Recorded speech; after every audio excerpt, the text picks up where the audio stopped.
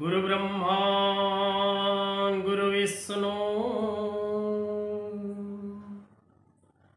गुरुदेव महेश्वर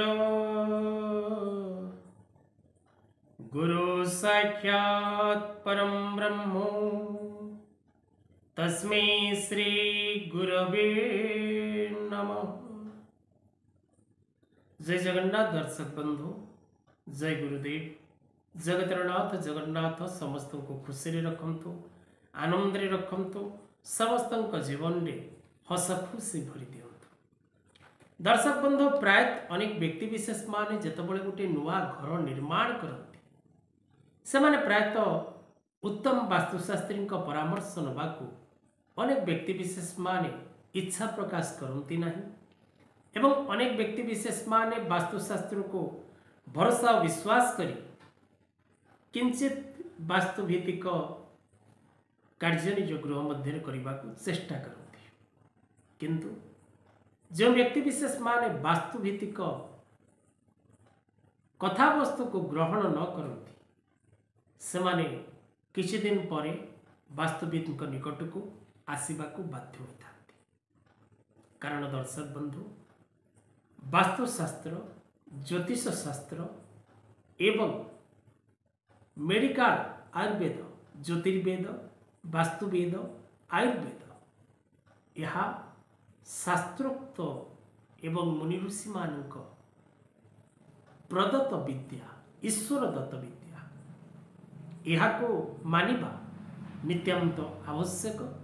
कारण वास्तुदेवता को ब्रह्मदेवंकर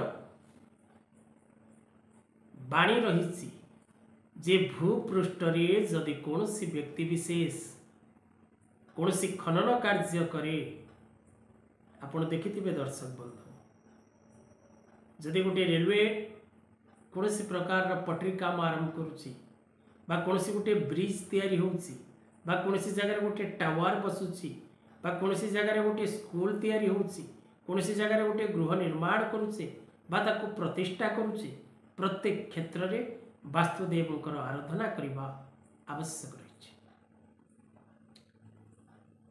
तेणु वास्तुशास्त्र को मानी घरटे निर्माण न करुथिबा व्यक्ति विशेष माने विशेष करी अनेक प्रकार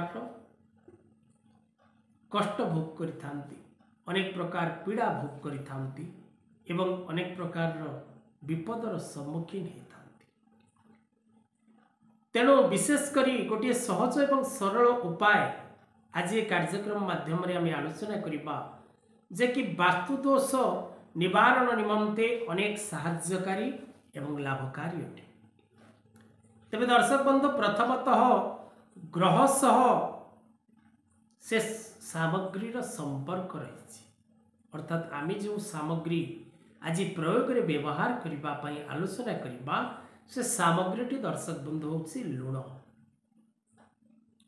तेणु लुण द्वारा आपण निज गृहर वास्तु समस्यार समाधान करें। तो किपरि करेंगे? लुण आपणकर वास्तुदोष को किपरि नष्ट कर?